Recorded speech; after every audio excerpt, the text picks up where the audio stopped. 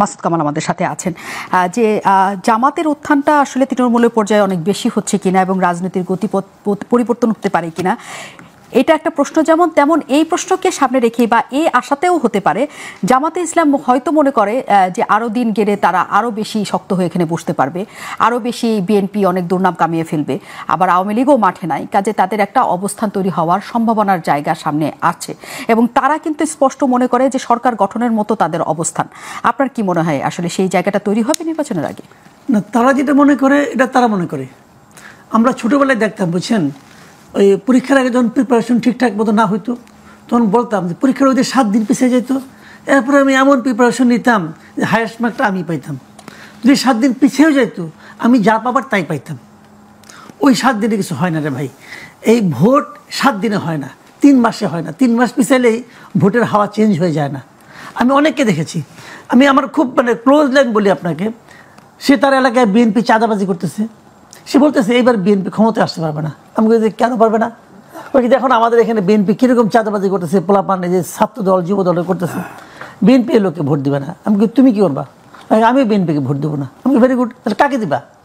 আর কথা বলতে পারে না, কারণ কাকে দেবে সে আর বলতে পারে না। তখন যখন তার কাছে বিকল্প হিসেবে জামাত আসে তখন সে আর বলতে পারে না। বাংলাদেশের জামাতের এটি ইমেজ। এই ইমেজটা শুনতে খারাপ শোনা যেতে পারে। অনেকে বলে জামাতের এত লোক হয়েছে, আবার একজন লোক আমাকে এটাও বলছে জামাতের এত লোক হওয়ার মানে হলো গিয়া জামাতের সারা দেশে যত ভোট আছে সবগুলো এইগুলি, এই কটাই তাদের ভোট। তো এটি হলো রিয়েলিটি ভাই। মিটিং কত বড় হয় এটা দেখে আপনি বুঝতে পারবেন না যে সাধারণ মানুষের মধ্যে তাদের জনসমর্থন কি পরিমাণ আছে। জামাতের নামে আমি আজকে একটা কথা বলেছেন, তারা বলেছেন সংস্কার বিচার জুলাই সনদ বাস্তবায়ন না হওয়া পর্যন্ত নির্বাচন হলে তারা মানবেন না, তারা আন্দোলনে যাবেন। এখন সংস্কার বিচার সবগুলোই আসলে দীর্ঘমেয়াদী ঘটনা। দেখেন, ওনারা যদি না মানেন নির্বাচন, এটা কিন্তু সরকারের জন্য বিব্রতকর। বিব্রতকর এই কারণে যে জামাতও যদি ইলেকশনে না যায় এই সরকার বহুত বেকায়দায় পড়ে যাবে এবং বিএনপিও বেকায়দায় পড়ে যাবে। কারণ আওয়ামী লীগ নাই, একতরফা আওয়ামী লীগ নাই, জামাতও নাই, তাহলে বিএনপি ইলেকশন করবে কার সঙ্গে? এনসিপির সঙ্গে? এটা ভাই কোনো বাস্তব পরিস্থিতি না। বাংলাদেশের ইলেকশনে আসলে 12টা বাজে গেছে। আপনি যে ইলেকশনটা করতেছেন উনি অনেক বলতেছেন কিন্তু ইতিহাসের সর্বশ্রেষ্ঠ নির্বাচন উনি দিবেন। উনি কিন্তু বলেছেন এই কথাটা, উচ্চারণ করেছেন। কি বুঝে বলছেন আমি জানি না, উনি ইতিহাসে বুঝেন কিনা জানি না, সর্বশ্রেষ্ঠ বুঝেন কিনা আমি জানি না। একটা নির্বাচন হতে যাচ্ছে, আপনি একটা কথা মাথায় রেখেন, বাংলাদেশে মিনিমাম 1 কোটি ভোটার আছে। মিনিমাম 1 কোটি ভোটার আছে যারা জীবনে কোনোদিন নৌকা মার্কা ছাড়া অন্য কোনো মার্কায় ভোট দেয় নাই। এদের জন্য আপনি কি বিকল্প রাখছেন? আপনি এদের জন্য কি বিকল্প রাখলেন? একটা নির্বাচন যে আপনি করবেন, সেই নির্বাচন এর বিপুল নির্বাচনটা আপনি কার জন্য করবেন? পলিটিক্যাল পার্টির জন্য নাকি সাধারণ মানুষের জন্য? নির্বাচন যদি সাধারণ মানুষের জন্য হয়, আজকে এসি বলেছেন সাধারণ মানুষকে তারা সম্পৃক্ততা চান। যদি সাধারণ মানুষের জন্য নির্বাচন হয় তাহলে যে মানুষগুলো যাকে ভোট দিতে চায় যখন সেই মার্কাটা ওখানে না পাবে তাহলে এটা নির্বাচন হলো। এবং এই নির্বাচনে বহুত বিপদে পড়বে গভর্নমেন্ট, এবং সবচেয়ে বড় বিপদে পড়বে যারা নির্বাচিত হয়ে আসবে তারা। সারা দুনিয়ার কাছে এই নির্বাচন কতটুকু গ্রহণযোগ্য হবে আমি জানি না, আমি বুঝতে পারি না। কারণ 2014 নির্বাচন আওয়ামী লীগ ক্ষমতায় আসছিল, ওই নির্বাচনটা খুব গ্রহণযোগ্য ছিল। ওই নির্বাচনের কথা যখন তারা নিজেরা উচ্চারণ করতো, খুব কি আনন্দের সঙ্গে উচ্চারণ করতো। তো এরকম একটা নির্বাচন আয়োজন করতে যাচ্ছেন ইউনূস সাহেব এবং ভাবতেছেন যে ইতিহাসের সর্বশ্রেষ্ঠ নির্বাচন উনি করে ফেলাবেন। কিন্তু কেন করবেন ভাই? কিন্তু এই যে প্রেক্ষিত এখন চলছে তাতে আওয়ামী লীগকে নির্বাচনের জন্য অনুমতি দেওয়াও কি আসলে অন্যরা মানবে? এটা তো আমি বলতে পারবো না। আওয়ামী লীগের নিষিদ্ধ আমি কই নাই, ওই ঝামেলা আমার ফেলান কেন? ওটা ইউনূস সাহেব বুঝবে, উনি কি কারণে করছেন, কি করছেন না করছেন উনি বুঝবে। এটা বিষয়টা কি হবে যে নির্বাচনে উনি যে কাজটা করতে যাচ্ছে, এই কাজটা করার পর সারা দুনিয়ার মানুষ কিন্তু উনি যা বলবে তা ওইটাই কিন্তু হবে না। ওটা কিন্তু ওটা হবে না। কিন্তু হিউম্যান রাইটস ওয়াচ কি বলছে যে আগে যা ছিল মানবাধিকার পরিস্থিতি এখন ওরকমই আছে। এটা উনি মানবে যে ক্ষমতা থাকে সে মানে? আগে দেখতাম হাসান মাহমুদ বলতো না ওরা ভুল করছে, ওরা টাকা খাইয়া করছে, বিএনপি তাদের টাকা দিচ্ছে, জামাত তাদের টাকা দিচ্ছে বলছে। এখন কে টাকা দিচ্ছে? এখন আওয়ামী লীগ টাকা দিচ্ছে। তাহলে এই সমস্ত আন্তর্জাতিক সংগঠনগুলো কি বিরোধী দল থেকে মাল খায়? ভাই এইগুলো জানেন, শোনেন বিষয়টা হলো কি, ওই যে বলে না যে লাও সেই কদু, আসলে ওইটাই। মুখে বলতেছে, কেউ কিছু বলার সাহস পাচ্ছে না, কেউ বলতে পারছে না। আপনি এমন একটা এনভায়রনমেন্ট আপনি ক্রিয়েট করছেন যে আওয়ামী লীগের লোক বলতে পারছে না যে আমি কোথায় ভোট দিব। Is it democracy? এখন জনগণের সম্পৃক্ততা চাচ্ছে সিএসি। তিনি বলছেন যে সবাইকে নিয়ে তিনি নির্বাচন করতে চান, যাতে দলগুলো আর ব্যাপারে তারা যত না আগ্রহী তার চেয়ে বেশি জনগণ যাতে 16 বছর যারা ভোট দিতে পারেন নাই তারা যাতে ভোট দিতে পারেন। আপনি বলছেন তাহলে যারা নৌকায় ভোট দিতেন তারা কাকে ভোট দিবেন, সেই প্রশ্নটা তো রয়ে যাচ্ছে। কিন্তু সেই প্রশ্নের উত্তর বা সেই পার্সেন্টেজ ভোটার কোথায় আসলে যাবে সেই উত্তর আমাদের কাছে এখনো জানা নাই। নিশ্চয়ই মুস্তাফা ফিরোজের কিছু বলার আছে। আমরা আসলে যে মাসুদ কামাল যে কথাগুলি বলছিলেন যে আপনি আওয়ামী লীগের ভোটাররা কই যাবে, মানে তারা কাকে ভোট দিবে, যে সংকটটা আমরা দেখেছি আওয়ামী লীগের 18 নির্বাচন 24 নির্বাচনে, যে ভোটাররা ভোট কেন্দ্রে যায় নাই কারণ তাদের হাতে আর কোনো বিকল্প ছিল না। হ্যাঁ, এবং আওয়ামী লীগ থেকে যারা দাঁড়িয়েছে তাদের জিতে যাবে জেনে তাদেরও ভোট দিতে যায় নাই। ওরকম প্রেক্ষিত তৈরি হবে এবার আপনার মনে হয়? দেখেন, এটা এখন খেলতে থাকবে, মানে জামাত নিশ্চিত হওয়ার জন্য এনসিপি আর একটু সময় নেওয়ার জন্য তাদেরকে হয়তো 2027-28 পর্যন্ত ইউনিসেফকে রেখে সেটা দেশে যে অবস্থায় হোক না কেন তারা হয়তো চাইবে যে তাদের অবস্থানটা আরও ভালো হোক, এবং সত্যিকার অর্থে তাদের অবস্থা ভালো হচ্ছে, এনসিপি না, মানে জামাতের। তো জামাতের জন্য এইটা একটু আর্লিটা মানে একটু তাদের জন্য কঠিন হয়েছে। কঠিন হলেও মানে পরিস্থিতিটা কিন্তু বদলে গেছে, মানে আগের অবস্থায় নেই।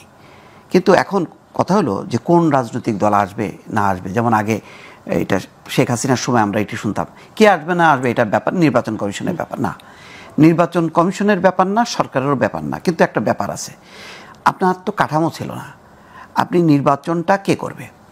ডক্টর ইউনূস, আমি মনে করি যে এই কাঠামোতেও ওনার অধীনে নির্বাচনটা হওয়া উচিত না, কারণ এই সরকার বিতর্কিত হয়েছে, এখনও 2 জন উপদেষ্টা আছে, তার এটা আরও ক্লিয়ার করার দরকার ছিল। ফলে মানে একটা যদি তত্ত্বাবধায়ক সরকার আসে সেই কাঠামোর অধীনেই নির্বাচনটা হবে, সেখানে কাউকে পা ধরে আনতে যাবে না। এখন ধরেন আমি নির্বাচনটাকে মানে ওই যে 1 কোটি ভোটার আওয়ামী লীগের, তো সেটার জন্য কি এখন এখান থেকে কি প্লেন ভাড়া করে দিল্লিতে যে শেখ হাসিনাকে রিকোয়েস্ট করবে? সেটা কি মানে বর্তমান রাজনীতি বাস্তবতা সেটা কি অ্যালাউ করে না? তিনি হচ্ছেন একটা হত্যা মামলার মূল আসামি। তাহলে কে বিকল্প? কোনো আওয়ামী লীগ তো তাকে রিপ্রেজেন্ট করেনি যে না ঠিক আছে আব্দুল হামিদ আর সেলিনা হায়াত আইবি নেতৃত্ব করে দিলাম, আচ্ছা ওদের সাথে তোমরা কন্ট্যাক্ট করো, বা তারা কোনো উদ্যোগ নেবে, তেমনও তো দেখা যাচ্ছে না। তাহলে কি করবে? তাহলে যেটা করবে, তত্ত্বাবধায়ক সরকার একটা হোক, নিউট্রাল নির্বাচন কমিশন থাকুক, ভাই আপনার ইচ্ছা হলে আপনি যান ইলেকশনে, না হলে যান, কাউরে হাতে পায়ে ধরে ওই পার্টিসিপেশনটা। কিন্তু এই সরকার যদি বলে যে যার ইচ্ছা যান, তাতে এই সরকারের ক্ষেত্রে কি অসুবিধা? না, কোনো অসুবিধা নেই, কিন্তু ওই যে সরকারটা ঠিক থাকতে হবে, একটা তত্ত্বাবধায়ক সরকার থাকতে হবে। ইউনূস সাহেবও করতে পারতেন, কিন্তু ইউনূস সাহেবের ঘর তাহলে খালি করতে হবে, খালি করে এটা রিয়েল একটা নিউট্রাল গভর্নমেন্ট করতে হবে। যেটা কিন্তু বলা হচ্ছে যে উপদেষ্টাদের সাথে এনসিপির কোনো সম্পৃক্ততা নাই। কি সম্পর্ক নাই? 100% আছে, অবশ্যই আছে। স্বয়ং ডক্টর ইউনূসেরই আছে, ডক্টর ইউনূসেরই আছে, কারণ তার আশীর্বাদ না পাইলে এই ধরনের 2 জন উপদেষ্টা থাকে কি করে? সারা দেশে এই যে এনসিপির যে প্রোটোকল আমরা দেখলাম, মানে পুরো বাহিনী, নিরাপত্তা বাহিনীর সমস্ত পোর্শনগুলো দিয়ে যেভাবে মিছিল মিটিংগুলি করে, এটা তো নজিরবিহীন। এটা তো একটা সরকারি দল যেভাবে করে, শেখ হাসিনার সময় আওয়ামী লীগ যেভাবে করছে ঠিক সেইভাবেই এনসিপি করছে। এটার জন্য ডক্টর ইউনূসের সরাসরি দায় আছে, এবং এটা কেউ হয়তো জবাব চাচ্ছে না, কারণ বিএনপি একটু নমনীয় হচ্ছে যে তারা মনে করে যে আচ্ছা যাই হয়েছে নির্বাচনটা হোক, তখন বোঝা যাবে ওই মাঠে। তো এইটাও করা উচিত হয়নি ডক্টর ইউনূসের। যতটুক তার দায় দায়িত্ব তো তার, মানে এখন যদি বলেন যে না আমি তো এগুলি করি না, কিন্তু না, আপনার সময় আপনার গভর্নমেন্টের অধীনেই তো। কিন্তু আজকে আসলে বিএনপির বিজয় মিছিল কি আপনার কাছে সেটা বার্তা দিচ্ছে যে এই আন্দোলনে আসার বিষয়ে, নির্বাচনে আসার বিষয়ে বিএনপির সামান্যতম দ্বিধা বা অন্য কিছু আছে, বা এই সরকারের আমলে এই সরকারের অধীনে তারা করতে চায় না, এমন কোনো ইঙ্গিত কিন্তু বিএনপির তরফ থেকে আমরা অন্তত দেখছি না। দেখছি না, তারা এটাকে মানে পাত্তা দিচ্ছে না। মানে এখন ওই মাহফুজ বা আসিফ থাকার কারণে যে খুব বেশি উল্টায় মানে করতে পারে তা না, কারণ প্রশাসন অলরেডি তাদের নিয়ন্ত্রণে চলে আসছে। এখন সমস্ত ডিসি, এসপি, ওসি সব তারা বিএনপি। তো সুতরাং এখন এইগুলি এবং নির্বাচনে তো এরাই ফ্যাক্টর। তো এই জন্য ওই 2 জন 4 জন মানে থাকাটা অস্বস্তিকর, কিন্তু এটা না বিশাল একটা অবস্ট্রাকল, সেটা তারা মনে করছে না। আর আমি বলি কি যে আমাদের একটা কাঠামোটা দাঁড় করানো দরকার, সেই কাঠামো যাতে কেউ না ভাঙে। এরপরে আপনাকে ছেড়ে দিতে হবে যে আপনার 2 কোটি ভোটার আছে, আপনার 1 কোটি ভোটার আছে, আপনাকে ওই নির্বাচন কমিশন বা তত্ত্বাবধায়ক সরকার দাঁড়ে দাঁড়ে যাবে না ভিক্ষা নিয়ে যে ভাই প্লিজ আসেন, তা নাহলে তো নির্বাচন অংশগ্রহণমূলক হচ্ছে না। আমরা যদি ওই কাঠামোটা একবার গড়ে তুলে দিতে পারি, একটা সেট, তারপরে নির্বাচন হোক, যার খুশি সে অংশ নিক, যার খুশি সে অংশ নিক না। কিন্তু আগের অবস্থাটা কী ছিল? আগে তো যেহেতু দলীয় সরকারের অধীনে নির্বাচন, তখন শেখ হাসিনার সরকারের দায়বদ্ধতা ছিল যে সবাইকে আনার, কিন্তু তারপরও সে আনে নাই, যার কারণেই তো আজকের এই পরিণতি, রাজনৈতিক এই বিপর্যয়। এখন এই বিপর্যয় থেকে উঠতে গেলে কি করতে হবে? তাহলে ওই সময় যে আন্দোলনের মূল দাবি ছিল যে তত্ত্বাবধায়ক সরকার চাই, তত্ত্বাবধায়ক সরকার অধীনে নির্বাচন হবে, ওই রকম একটা কাঠামোটা আমরা তৈরি করি, প্রডিউস করি, দেন রাজনৈতিক দলগুলো তার মতন করে। এখন আওয়ামী লীগ যদি মনে করে যে না, তার সে যেটা করছে সেটাই ঠিক, কোনো ভুল নেই তার, সেই যেমন জামাত ইসলাম ৭১-এর কোনো ভুল স্বীকার করে না, এরাও তেমন মনে করে যে না, তাদের কোনো ভুল নেই, সেই অবস্থান নিয়ে যদি আওয়ামী লীগ এখন বসে থাকে, তাহলে হাতে পায়ে ধরে এই নির্বাচনে অংশগ্রহণ করানোর দায় এটা কারোরই নেওয়া উচিত না। এটা সংবিধানে থাকবে, তত্ত্বাবধায়ক সরকার এবং তার অধীনে নির্বাচন হবে, ফলে যার খুশি সে নির্বাচন করবে, যার খুশি সে নির্বাচন করবে না। এইটা ছাড়া রাজনৈতিক দলগুলো যাতে কোনোভাবেই ব্ল্যাকমেইল না করতে পারে, প্রতিবার নির্বাচন আসবে আর ব্ল্যাকমেইল করবে যে না, আমার এই দাবি পূরণ করতে হবে, ওই দাবি পূরণ করতে হবে, নাহলে আমি নির্বাচন আসবো না, এইটা চলতে পারে না। মাসুদ কামাল, যে প্রসঙ্গটি আসছে মোস্তফা ফিরোজও প্রথমেও সেটা বললেন এবং আজকে যেটা হয়েছে মির্জা ফখরুল ইসলাম আলমগীরও বলেছেন একটা সংবাদ সম্মেলনে যে এই নির্বাচনটা আসলে 3 মাসেই করা সম্ভব এবং আইন শৃঙ্খলা বাহিনীর যে পরিস্থিতি তারা দেখতে পাচ্ছেন তাতে তাদের মনে হচ্ছে যে নির্বাচনটা যে কোনো সময় করার মতো পরিস্থিতি বাংলাদেশের তৈরি আছে। কিন্তু আইন শৃঙ্খলা পরিস্থিতি আমরা যা দেখছি সাধারণ জনগণ হিসেবে, তাতে নির্বাচন, এত বড় একটা জাতীয় নির্বাচন এত বছর পর করার জন্য আসলে আপনি মনে করেন যে সম্ভব? এটা আসলে এখনকার সম্ভব? কেন সম্ভব হবে না? নির্বাচন তো মনে করেন এক মাস জুড়ে হবে না, তাই না? নির্বাচনের সময় যদি আমি মনে করি যে পুলিশ অপ্রতুল, আর্মি তো এখনই ম্যাজিস্ট্রেসি পাওয়ার নিয়ে মাঠে আছে না? তো আর্মিকে আপনি ডেপ্লয় করবেন, আর্মি এই কাজ করতে পারবে না। আর্মি তো দেশের না রকম আপনার না রকম দুর্ঘটনা, দুর্বিপাকে তো আসে মাঠে, আসে না? তো আমাদের জন্য এর চেয়ে বড় কি আছে, ঘটনার কি আছে? এই ঘটনা তো আসবে, মাঠে নামবে, আইন শৃঙ্খলা রক্ষা করবে। তাদের কাজ তো ভোটারকে এনে ভোট দেওয়ানো না, তাদের কাজ হলো ভোট প্রদানের ক্ষেত্রে যদি কেউ বাধা দেয় সেটাকে আটকাবে। কেউ দুর্নীতি করলে, কেউ সমস্যা করলে, সন্ত্রাসী করলে সেটা আটকাবে। তো আমি তো কোনো প্রবলেম দেখি না। নির্বাচন হওয়া সম্ভব, 3 মাসে হওয়া সম্ভব। আমি তো শুরু থেকেই বলতেছি নির্বাচন হওয়া উচিত ছিল অক্টোবর থেকে, সেখান থেকে আপনি দিলেন ডিসেম্বরে, বিএনপি নিল ডিসেম্বরে, ঠিক আছে, ডিসেম্বরে মানা যায়। ফেব্রুয়ারি নির্বাচন তো ভালো হবে না, ফেব্রুয়ারির সময়টা খুব সুইটেবল টাইম না, কারণ ফেব্রুয়ারির কদিন পরেই হবে আপনার রোজা, এবং বাংলাদেশের রোজার সময় দ্রব্যমূল্য নিয়ে একটা ক্যাচাল বাজেই, সবসময় বাজে। নতুন গভর্নমেন্ট দায়িত্ব নিয়ে ওই ক্যাচালের মধ্যে পড়বে। এটাও একটা ইন্টেনশনালি হইতে পারে যে নতুন যারা গভর্নমেন্ট হবে তাদেরকে এরা বুঝাইলো তুই তো ক্ষমতায় যেতে চাস, দেখ কেমন লাগে, এটা বুঝাই দিল আর কি। এটা হইতে পারে, কিন্তু বিএনপির উচিত ছিল কোনো অবস্থাতে ডিসেম্বর থেকে একদিনের পরে না যাওয়া। বিএনপি কি মনে গেছে, বিএনপি মনে করছে যে কোনো মতো এখানে চেয়ারে বসলে যে আনন্দ আর আনন্দ, ওই আনন্দের আশায় গেছে আর কি। যা কিছু করে সব খালি ইলেকশনটা আমাদের দাও, ফেব্রুয়ারিতে দাও, ভালো হচ্ছে না এটা, কিন্তু এটা আরও আগে হওয়া হচ্ছিল। কিন্তু যে সবাই মিলে যে নির্বাচনের কথা বলছে, আগের কথা বলছেন, কিন্তু ফেব্রুয়ারিতেও আপনারা বলছেন দেরি হয়ে যাচ্ছে, কিন্তু ফেব্রুয়ারিতে হওয়ার ক্ষেত্রেও অন্য রাজনৈতিক দলগুলো, এনসিপিকে আমরা তুলনামূলকভাবে এক পাশে আমরা এখন দেখতে পাচ্ছি, তারা এখন মূল ক্রীড়নকের ভূমিকায় দেখতে পাচ্ছি না। এনসিপি যে অবস্থানে এসে দাঁড়িয়েছে, এনসিপি কিন্তু বারবার বলছিল যে তারা কোনোভাবেই এই সংস্কার ছাড়া, বিচার ছাড়া সেই নির্বাচন তারা চায় না, কিন্তু তাদের আমরা খুবই যে কঠোর একটা প্রতিক্রিয়া দেখেছি তাও না। আপনার কি মনে হয় যে এনসিপি আসলে পুরো এই ঘটনার থেকে নিজেদেরকে গুটিয়ে নিচ্ছে বা গুটিয়ে নেওয়ার অবস্থা? গুটিয়ে নিচ্ছে না, এনসিপি জানেন কি, এনসিপি তব্দ হয়ে গেছে আর কি। তব্দ হয়ে যাওয়া মানে তারা বোঝার চেষ্টা করতেছে যে ডক্টর ইউনূস আমাদেরকে এই রাজনীতিতে আনলো, সে কি আমাদেরকে ত্যাগ করলো, সে কি পল্টি মারলো, সে এটা কি করতেছে।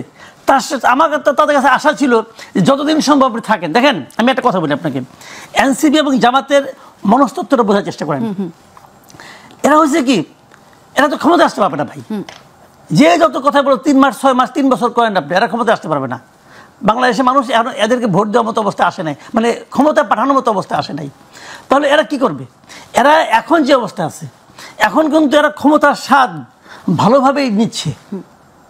হ্যাঁ, অনেক জায়গায় নিচ্ছে, আমার তো নিচ্ছে, এনসিপিও নিচ্ছে। তা না হলে কালকে টিএসসিতে ওই যুদ্ধাপরাধীদের ছবি টাঙানোর সাহস তারা করতো না। ওটাকে অনেক ক্ষমতার স্বাদ দিচ্ছে। এখন যেই ক্ষমতায় আসুক না, যদি বিএনপি ক্ষমতায় আসে, এই স্বাদ নিতে পারবে না তো। যত জায়গায় যত কিছু আছে থাকবে। জামাতের লোক কয় জায়গায় মানে ইউনিভার্সিটি ভিসি আছে, ভিসি থাকবে? ঢাকা ইউনিভার্সিটি ভিসি থাকবে নাকি? থাকবে না তো, দেখেন আপনি থাকবে না। এই ঢাকা ইউনিভার্সিটি বেশি মার্চিয়ারে পাবেন না খুঁজার, এটা রিয়েলিটি। এদের ধরে ধরে আনছে, এই এখানে আনছে, এখানে পাঠাচ্ছে, এখানে পাঠাচ্ছে, এখানে পাঠাচ্ছে, এগুলো একটাও থাকবে না। এনসিপি যেমন এখন দাপটের সঙ্গে সাংবাদিকরা সচিবালয়ে ঢুকতে পারে না, কিন্তু এনসিপি লোকজন ঢুকতে পারে, বৈষম্যবিরোধী লোকজন ঢুকতে পারে। এরা ঢুকে ওখানে কি করে যাতে এটা কেউ প্রকাশ না করে, এই জন্য অ্যাক্রেডিটেশন কার্ড বাতিল হয়ে গেছে, যে ওটা কেউ যাতে না দেখে। ভাই এগুলো আমরা বুঝি না নাকি? সবই তো উন্নয়নের জন্য, তো এগুলো যখন থাকবে না, তো যেখানে যায় তারা যেরকম প্রোটেকশন পায় গভর্নমেন্টের কাছ থেকে, নতুন গভর্নমেন্ট পাবে প্রোটেকশন। সেই ক্ষমতার সাথে শুধু জামাত পাচ্ছে নাকি এনসিপি আসলে? জামাতও পাচ্ছে, এনসিপি পাচ্ছে। সাত এখন জামাত পাচ্ছে, এনসিপি পাচ্ছে, বিএনপিও পাচ্ছে, 3 দলই পাচ্ছে। আবার মাঠ পর্যায়ে চাঁদাবাজি বিএনপি করতেছে, মিনিমাম 90% চাঁদাবাজি বিএনপি করে মাঠ পর্যায়ে করতেছে, কিন্তু প্রশাসনে জামাত এগিয়ে আছে। প্রশাসনে কিন্তু জামাত বিএনপি সমান সমান, আর এনসিপি হলো উপরে থেকে বাড়তেছে, মানে এই তদবির করেন, ওই তদবির করেন, আর বিভিন্ন পোস্ট দখল করে আছে জামাত বিএনপি। ঠিক আছে, যখনই বিএনপি ক্ষমতা আসবে, জামাতের কেউ থাকবে নাকি এনসিপির কেউ তখন যে সচিবালয়ে যে ধমক দিতে পারবে না তো। এই যে মজাটা এখন পাচ্ছে, এই মজা তো পাবে না। এখন এর মধ্যে মনে করেন আপনার জামাতের একটা খুঁটি আছে, যে আমার একটা দল আছে, তার একটা আছে। এনসিপির কি আছে? এনসিপি ডক্টর ইউনূস আছে। এখন ইউনূস ফেব্রুয়ারিতে ইলেকশন হবো, ওর তো রীতিমতো অধিক সঙ্গে পাথর হয়ে গেছে, এটা কি হলো? কিন্তু সেই পাথর হওয়ার সময়টাতে আমরা খুবই অদ্ভুত একটা ঘটনার মধ্যে দিয়ে গতকাল আমরা সবাই ছিলাম। সেটা হচ্ছে 5 শীর্ষ নেতা তাদের যেদিন জুলাই ঘোষণাপত্র এবং যেদিন আসলে বর্ষপূর্তি, যার জন্য তারা সম্মুখ সারির যোদ্ধা ছিলেন, তারা কক্সবাজার বেড়াতে চলে গিয়েছেন তাদের তথ্য মতে। এনসিপির এই অবস্থান, এবং মুস্তফা ফিরোজ যেটা বলছেন যে এনসিপি তো আসলে সরকার যেহেতু এনসিপিকে এক ধরনের প্রশ্রয় দিচ্ছে, কাজেই এই সরকার তার নিরপেক্ষতা হারাচ্ছে।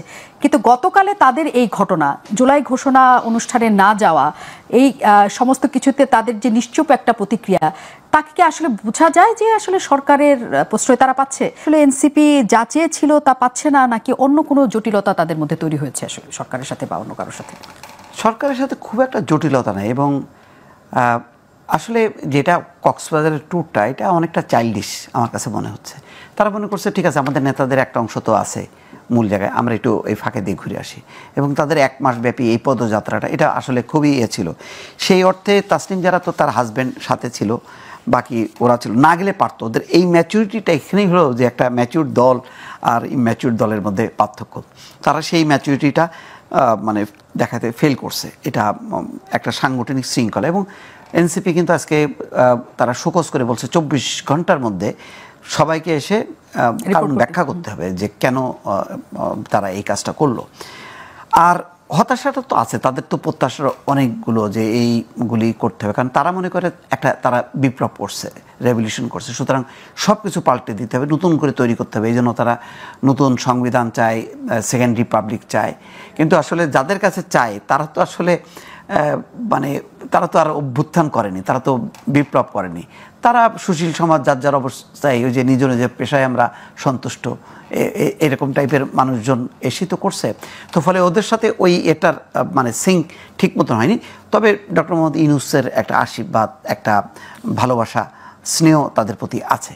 এবং তরুণরা সামহাও মানে প্রথম কথা হলো যে তাদের এই উচিতই হয়নি, কারণ এটা তো তারা জানে যে তাদের সাংগঠনিক কাঠামোয় এই অভ্যুত্থান হয়নি। এই অভ্যুত্থানের একটা জোয়ারে হয়ে গেছে, সামনে তারা সাহসটা দেখাইছে।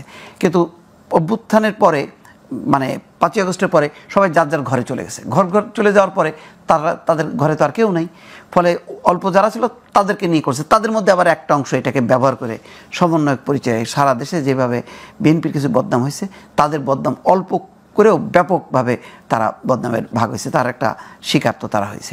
সব মিলায় এনসিপি একটা নড়বড়ে অবস্থানের মধ্যে পড়ে গেছে। কিন্তু আমার মনে হচ্ছে যে এনসিপির সাথে বিরোধটা সরকারের মানে বিএনপির হবে না, মূলটা হবে হচ্ছে জামাতের সাথে। এবং এনসিপি আমার ধারণা যে তাদের স্ট্রাকচার অনুযায়ী তারা আসলে জামাতের সঙ্গে অবস্থান করবে না, তারা হয়তো বিএনপির দিকেই চলে আসবে। তাদের রাজনীতির যেই মানে ধারা বা তাদের আন্তর্জাতিক যে রাজনীতির লিবারেল ডেমোক্রেসি প্র্যাকটিস করবে, তো তারা সেটাই তো কমিটমেন্ট, সেটা মিলবে বিএনপির সঙ্গে। তো ফলে জামাতের সাথে একটা তাদের ক্ল্যাশ তৈরি হবে, মানে ক্লাস তৈরি হবে বিএনপি সহ আদার্স, এবং মুক্তিযুদ্ধ স্বাধীনতা এগুলি নিয়ে তো অলরেডি ডিফারেন্সটা একদম। কিন্তু মাসুদ কামাল, মুস্তাফা ফিরোজের এই উত্তরটা আপনাকে জানতে চাই। কিন্তু সবসময় এনসিপিকে বলা হতো জামাত ঘেঁষা দল, কারণ এনসিপির যখন কোনো আন্দোলনে কেউ আসতো না তখন বলা হতো জামাত এবং ছাত্র শিবির থেকে তাদের ওখানে লোক পাঠানো হয়েছে, এবং সেটার প্রমাণও পাওয়া গেছে, এবং বলা হয়েছে যে তাদের মধ্যে একটা সখ্যতার জায়গা আছে। আসলে এনসিপির সখ্যতা কাদের সাথে? আসলে তারা কি এরকম কোনো জোট বাঁধতে পারবে কোনো দলের সাথে? আমি কিন্তু মনে করি না যে তারা জামাত ঘেঁষা দল। জামাত বিভিন্ন জায়গায় তাদের লোকবল, মানে শিবিরের লোকবল এনসিপি মিটিংয়ে গেছে, এটা আমি সন্দেহ করি। এবং এটা করার কারণও আছে, ওটা ছিল জামাতের রাজনীতি, পার্ট অফ দেয়ার পলিটিক্স। এনসিপিকে বড় করে দেখানোর জন্য না, তাদের পলিটিক্যালি এটা তারা একটা স্ট্র্যাটেজি তারা নিয়েছিল যে ওদেরকে বড় করে দেখাবো আমরা এখন। আবার যখন প্রয়োজন হয় নাই তখন আবার যায় নাই, যেমন শহীদ মিনারে যায় নাই তারা। এটা তাদের পলিটিক্স, কিন্তু মানে ওদেরকে ভালোবেসে গেছে তা না, কিন্তু তারা একটা বিকল্প কিছু তৈরি করার চেষ্টা করছে। তাদের পলিটিক্সটা কি, তারা চাচ্ছে যে বিএনপির প্যারালাল তাদেরকে দাঁড় করাতে চাচ্ছে, এবং এটা করাতে যে দেখবেন আপনার ওই সময়ে এনসিপি, কিন্তু এনসিপির মধ্যে যে কথা দুই ভাই বলেন যে খুব ইন্টারেস্টিং, ওদের মধ্যে একটা ছেলে মানুষই ব্যাপার স্যাপার আছে, বয়স তো কম। মানুষ তো ভাই খালি বই পড়ে শিখে না, মানুষ কিন্তু ঠিক আছে শিখে, অভিজ্ঞতা করে শিখে। যেমন এইবার তারা গেল কক্সবাজারে, আগামীতে কোনো অনুষ্ঠানে কিন্তু এইভাবে যাবে না, ঠিক আছে শিখছে তো ঠিকই শিখে ওরা অনেক কিছু শিখুক। আমি তো এই পার্টির ভালো চাই, এই পার্টির আগামীতে শক্ত হোক। ওরা কিন্তু শুরুতেই যে ঝামেলাটা করছে, ওদেরকে ঝামেলায় ফেলাই দিতে আসলে ইউনুস সাহেব নিজে। মানে এনসিপি যদি আপনি খুঁজেন, এনসিপিতে একবার হয়েছে কি, আমি যে কথা বলতেছিলাম যে ওরা করছে কি সবাইকে অ্যাটাক করছে, সবাইকে অ্যাটাক করে মনে করছে যে আমার সঙ্গে ইউনুস সাহেব আছে, আমার তো আর কাউকে লাগবে না। এখন সবাইকে অ্যাটাক করে আসলে ইউনুস সাহেব তো কারোর জন্য না, ইউনুস সাহেব ওনার জন্য। ইউনুস সাহেব বেসিক্যালি এনসিপির সবচেয়ে বড় ক্ষতিটা করছে ইউনুস সাহেব নিজে। কীভাবে করছে আমি বলি আপনাকে, এই যে ওরা যেখানেই যায় সেখানেই এই যে তাদেরকে প্রোটেকশন দেওয়া হচ্ছে প্রশাসন দিয়ে, পুলিশ দিয়ে, আর্মি দিয়ে, এটা দিয়ে কিন্তু মানুষের কাছে প্রমাণ করে দিছে যে অন্য 5টা রাজনৈতিক দলের সঙ্গে এনসিপির একটা ডিফারেন্সটা কী। এই ডিফারেন্সটা মানুষ ভালোভাবে নাই, একদম ভালোভাবে নেয়।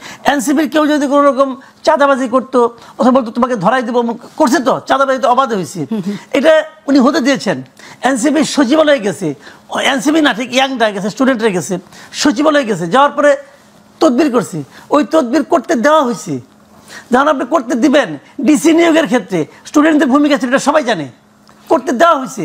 তা আমি যখন করতে দিয়েছেন আপনি, এতে কিন্তু সুনাম বাড়ে নাই।